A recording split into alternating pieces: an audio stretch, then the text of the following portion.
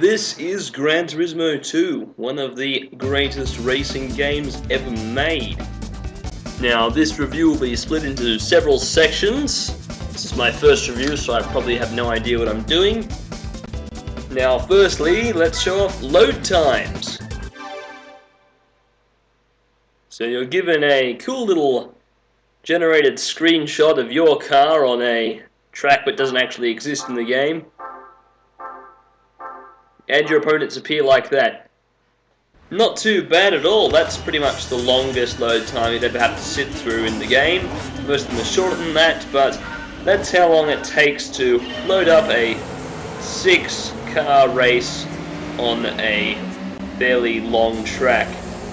Next category, gameplay. Well, here's some right now. I'm driving the Ford GT40 through Grand Valley.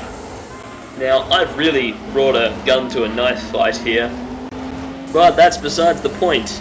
Anyway, the game has extremely fluid controls and really handles very well. Here's some various tracks. There is rally mode, which I'm doing now in the Lancia Delta. It slides around, very cool. You can drive a wide variety of cars, from some of the slowest, like this Mini. And I love this song in the back. Yep. Sound is excellent. The sound effects for each of the cars are quite convincing and sound better than most of the other games of its time. And the music is also fantastic, both the licensed tracks and the original ones.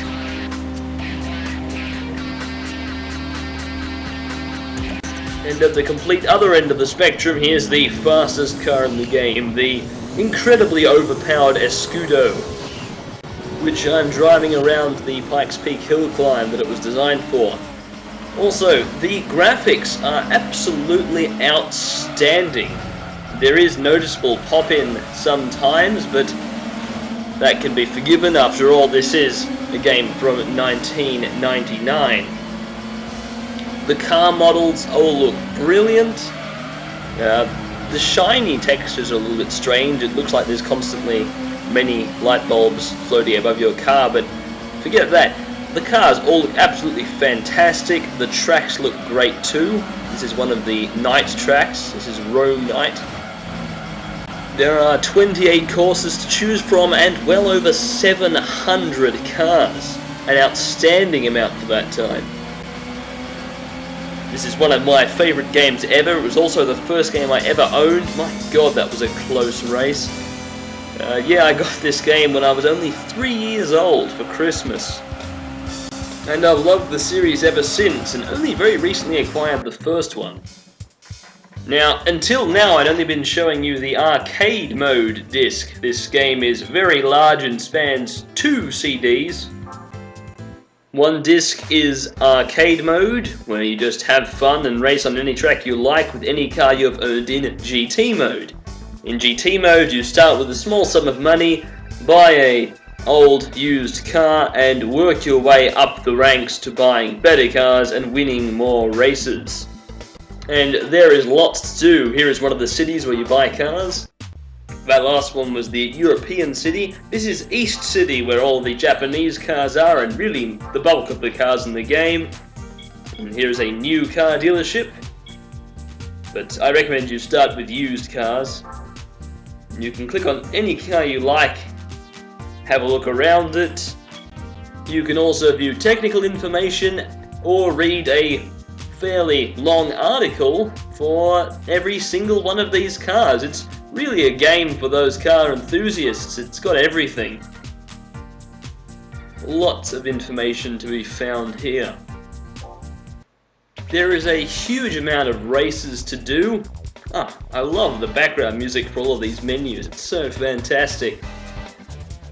There is a vast amount of races for you to do, and it will take some time. This is the Gran Turismo League, where you have to do races in a particular country, and then you move on to the European and Pacific Leagues, and then after that the World Championship. I have done a lot more than just that one race, but I change save files very often. There's also dirt events, quite a few of them.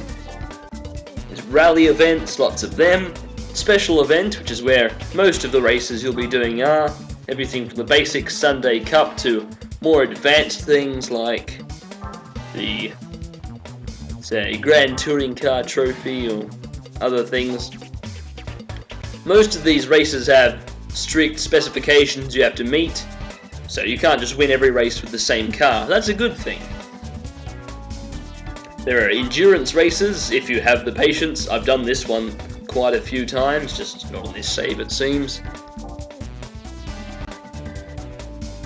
Heaps to do. You can also wash your car, though this doesn't actually do anything, but it's fun and a good way to lose 50 credits. And 50 credits is nothing in this game. You'll win 1,000 for even the most basic of races and several 100,000 for others.